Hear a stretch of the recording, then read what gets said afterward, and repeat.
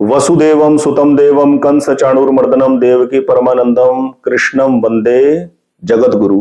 जय Shri Krishna. Welcome friends, आप सबका स्वागत है इस नई वीडियो में। इसमें मैं आपके साथ एक बड़ी ही इंपॉर्टेंट जानकारी शेयर करूंगा, चर्चा करूंगा। वीडियो की शुरुआत में ये कहना चाहूंगा, ज्योतिष में जिनका भी विश्वास है, ज्योतिष पूरे का पूरा काम करता है और साथ में रतन भी 100% काम करते हैं। पर यह नहीं कि हर जातक को रतन धारण करना ही चाहिए। जैसे फोन के अंदर ऐप डाउनलोड कर लो, किसी एस्ट्रोलॉजी की सॉफ्टवेयर डाउनलोड कर लो, उसमें आप date of birth, time of birth, place of birth डालोगे तो वो हर किसी को बताया जा रहा है, हर किसी को बताया जा रहा है लग्नेश से रिलेटेड नग, पंचम भाव से रिलेटेड नग और नवम भाव से रिलेटेड नग। तब तो सबके सब जितने भी समस्या जिस व्यक्ति के जीवन में हैं, सबके सब ये 3 नग पहन ले। लग्नेश का नग पहन ले, पंचमेश का नग पहन ले, नवमेश का नग पहन ले। बस तीनों त्रिकोणों के नग पहन ले और जीवन में निश्चिंत हो जाएगा, अब सारी समस्याओं का समाधान हो जाएगा। ऐसा बिल्कुल भी नहीं होता। खुद देखने वाली बात है, प्रैक्टिकली क्या कुछ हो रहा है जीवन के अंदर। केवल पैसे कमाने का साधन बना हुआ है। आप किसी भी, मैं बहुत सारे सॉफ्टवेयर तो मैंने देखे, कुछ गिने चुने देखे हैं, आप उसमें डालिए, वो सबको सजेस्ट करे जा रहा है स्टोन, सबको सजेस्ट करे जा रहा है स्टोन। लग्नेश का नग, पंचमेश का नग, नवमेश का नग। काहे के लिए, किस लिए पहनना है? बड़े रेयर केस के अंदर नग धारण करना पड़ता है, तब जब इंडिविजुअल से पर्सनल वार्तालाप हो, कुंडली एनालाइज करने के लिए कोई विशेष ऑब्स्टेकल आ रहा है, जेन्युइन एफर्ट्स आदमी कर रहा है, उसके बाद भी कामयाबी नहीं मिल रही है, तब स्टोन धारण करने की जरूरत है। वरना ऐसे नहीं है कि कुछ जिसका मन करे वो अपने लक को बूस्ट करने के लिए नग पहनता रहे, ऐसे नहीं होता। नग केवल और केवल एक ही पहनने की जरूरत होती है। बहुत ही वर्स्ट कंडीशन हो, लग्नेश सुखेश की स्थिति बहुत खराब हो, भाग्येश कर्मेश की स्थिति बहुत खराब हो, किसी स्पेशल केस के अंदर पंचमेश की जरूरत पड़े, तब जाकर कहीं 2 नग पहनने की जरूरत पड़ती है, वरना एक ही नग बहुत होता है जीवन के अंदर। दूसरी बात, इस चैनल के ऊपर मैं केवल अकेला वीडियो बनाता हूं, मेरा कोई स्टाफ नहीं है। मेरा एक ही फोन नंबर है जो डिस्क्रिप्शन में मेंशन्ड है, और मैं केवल कंसल्टेशन प्रोवाइड करता हूं, पेड कंसल्टेशन।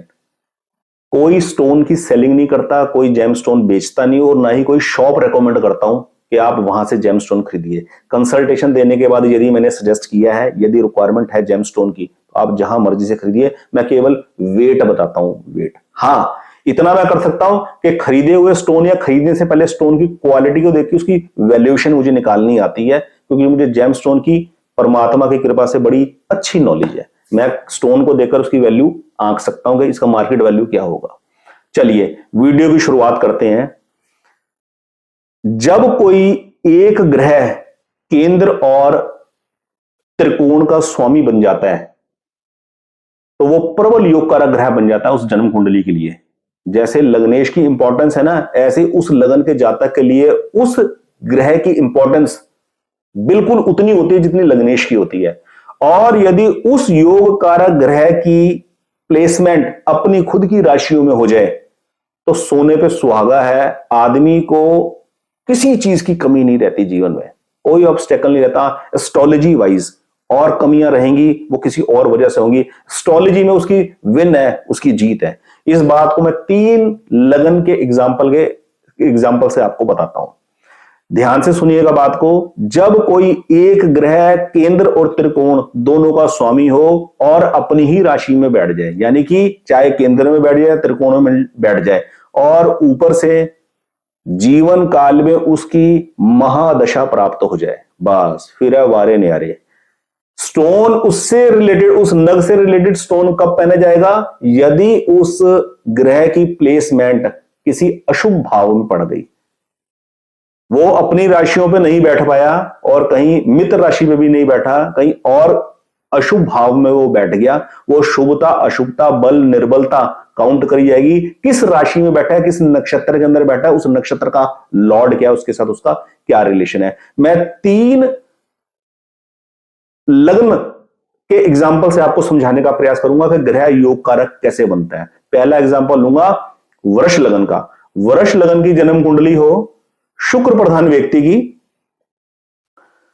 तो शुक्र की पोजीशन शुभ हो ये तो मैटर करेगी ही, लेकिन महाबली बनेगा ग्रह शनि। वृष लगन की जन्म कुंडली के अंदर शनि की लॉर्डशिप बनेगी 9वें और 10वें घर की। प्रबल ताकतवर घर हैं दोनों, और शनि महायोग कारक ग्रह के रूप में उभर कर आएगा। तो वृष लगन का जातक यदि शनि की स्थिति जन्म कुंडली में शुभ है, बहुत बढ़िया, उसकी महादशा जीवन काल में मिल जाए, बहुत ही बढ़िया। लेकिन यदि जीवन काल में महादशा तो प्राप्त हो शनि की, लेकिन शनि की प्लेसमेंट शुभ भाव में ना हो, किसी वो कंफर्टेबल नक्षत्र में ना बैठा हो, तो शनि का नग धारण करना बनता है, नीलम नग धारण करना चाहिए वृष लगन के जातक को। और खास बात ध्यान रखे, हीरा धारण ना करे साथ में। वृष लगन का जातक यदि शुक्र की पोजीशन के हिसाब से हीरा नग धारण करके बैठा है चांदी में, तो फिर वो नीलम धारण ना करे, नीलम और हीरे में से कोई एक ही नग धारण करे।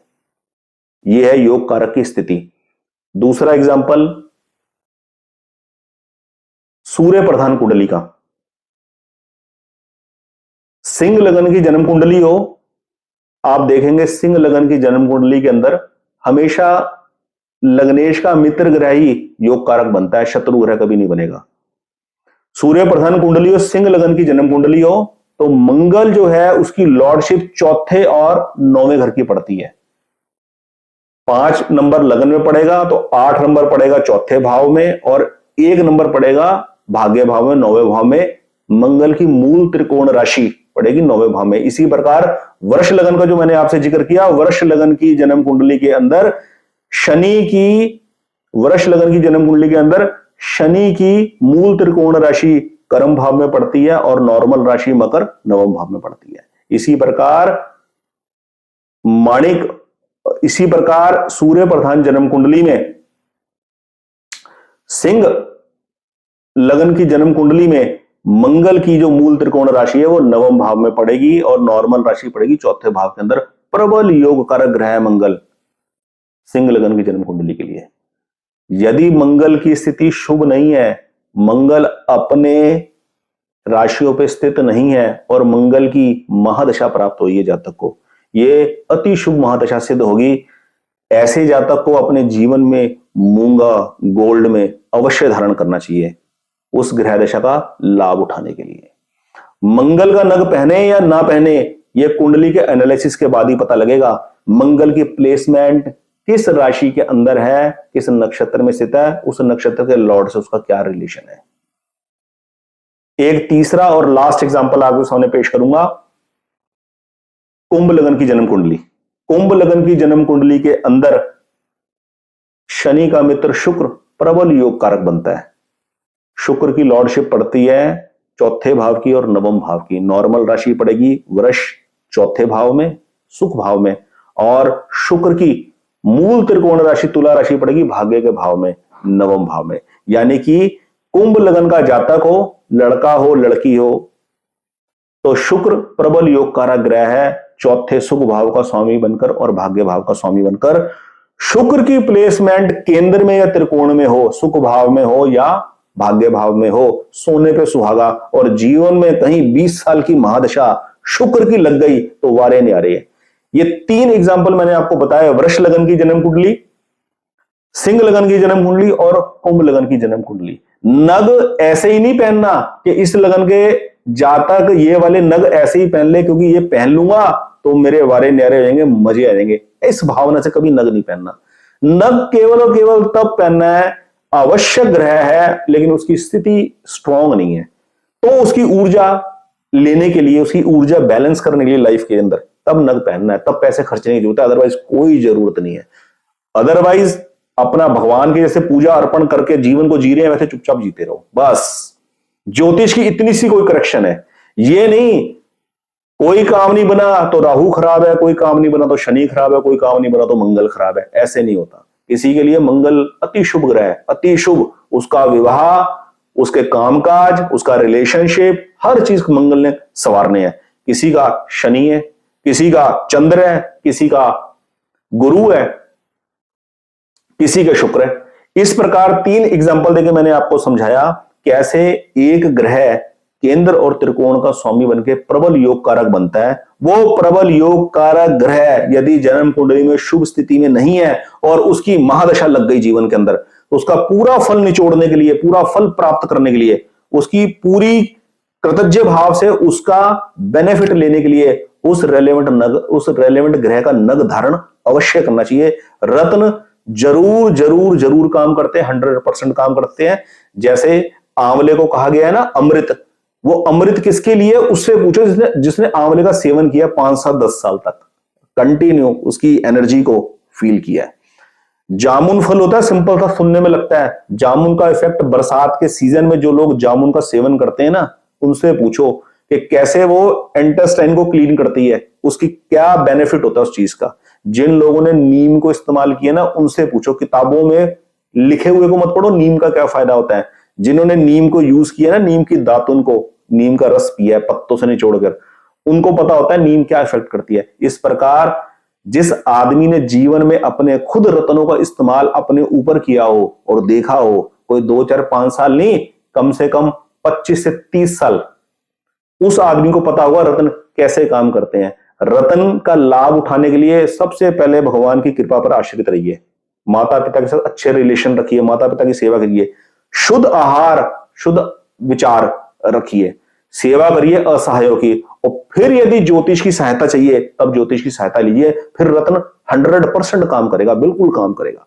और इन सूत्रों को, ये अचूक सूत्र किसी किताब में मिलने वाले नहीं है। अगर आपको जचे तो इनका फायदा उठाइए। और यदि आपका एस्ट्रोलॉजी में बिलीव है, रत्न में बिलीव है, आप रत्न पहना हुआ रत्न चेक करना चाहते हैं कि मैं इसको उतरवा दूं कुंडली का विश्लेषण करवा के, यदि आपको मेरे से विश्लेषण करवाना हो जन्म कुंडली का, आप करवा सकते हैं। अगर आपको कोई और एस्ट्रोलॉजर अच्छा लगता है, किसी अच्छी जगह आपका ट्रस्ट है, आप वहां से करवाइए। लेकिन रत्न हमेशा जन्म कुंडली का विश्लेषण करवा के पहनिए, ऐसे रत्न नहीं। ऐसे रत्न कोई पहन भी नहीं सकता, इतना कॉन्फिडेंस नहीं आता। कंप्यूटराइज जन्म कुंडली बनवा ली, उसके अंदर कंप्यूटर से ऑलरेडी फार्मूला फिट कर रखा है, वो लग्नेश का नग प्रपोज कर देगा, पंचमेश का कर देगा, नवमेश का कर देगा। किसी के अंदर हिम्मत होती है तीनों नग पहन लेने की, कोई तब भी नहीं पहनते, इतनी महंगी महंगी जन्म कुंडलियां बनाने के बाद भी नहीं पहनते। कोई एक्सपर्ट कुंडली को एनालाइज करे, वो सजेस्ट करे, तब आप पहनिए। ये जरूरी नहीं आपने मुझसे कुंडली एनालाइज करवानी है, पर स्टोन जब भी पहने या पहना हुआ स्टोन उतारने की सोचें तो किसी एक्सपर्ट की राय लेकर ही करे, ऐसे नहीं। बहुत बहुत धन्यवाद इस वीडियो को देखने के लिए। चैनल को कृपया सब्सक्राइब करें। और यदि आपको लगता है कि मेरा उद्देश्य एस्ट्रोलॉजी से केवल पैसे कमाना नहीं है, मात्र पैसे कमाना नहीं है, किसी को सही मार्गदर्शन देना है ताकि लोग ग्रहों के डरों से निकले और वास्तविक एस्ट्रोलॉजी को जाने।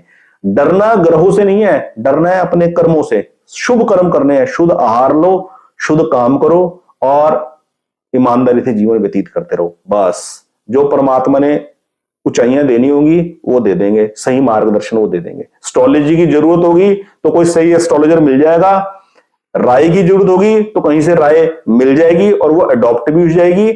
करने वाले सब परमात्मा, करेंगे सब परमात्मा। ज्योतिषी ने किसी के काम नहीं संवारने होते, स्टोन ने किसी के काम नहीं संवारने होते।